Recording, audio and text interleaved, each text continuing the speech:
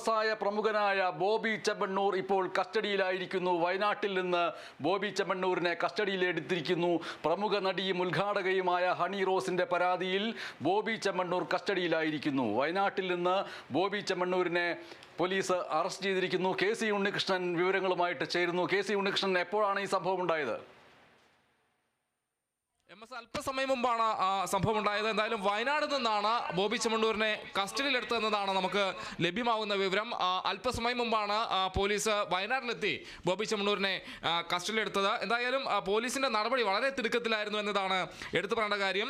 ഹണി റോസ് നൽകിയ പരാതിയിൽ, അതായത് ലൈംഗിക ശിവയോടെ അധിക്ഷേപിച്ചു എന്ന പരാതിയിൽ പോലീസ് നടപടി കടുപ്പിച്ചിരിക്കുന്നു. ബോബി ചെമ്മണ്ണൂരിനെ കസ്റ്റഡിയിലെടുത്തിരിക്കുന്നു എന്നതാണ് ഇപ്പോഴത്തെ ഏറ്റവും പ്രധാനപ്പെട്ട വാർത്ത. കൊച്ചി പോലീസ് രജിസ്റ്റർ ചെയ്തത് ബോബി ചെമ്മണ്ണൂരിനെ അവിടെ നിന്ന് വയനാട് നിന്ന് കൊച്ചിയിലേക്ക് കൊണ്ടുവരുമെന്നാണ് നമ്മൾ ഇപ്പോൾ അറിയുന്നത്. എന്തായാലും ഈ പരാതിയുമായി ബന്ധപ്പെട്ട് വളരെ വേഗത്തിലുള്ള ഒരു നടപടിയാണ് പോലീസിന്റെ ഭാഗത്തു നിന്ന് ഉണ്ടായതെന്നതാണ് ഏറ്റവും എടുത്ത് പറയേണ്ട കാര്യം.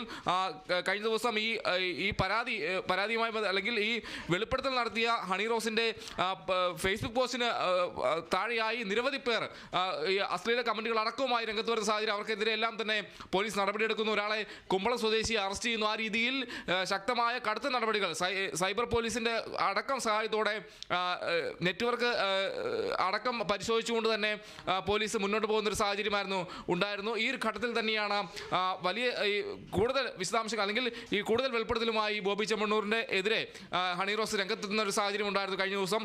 അതിന് പിന്നാലെയാണ് പോലീസ് കേസ് രജിസ്റ്റർ ചെയ്യുന്നത്.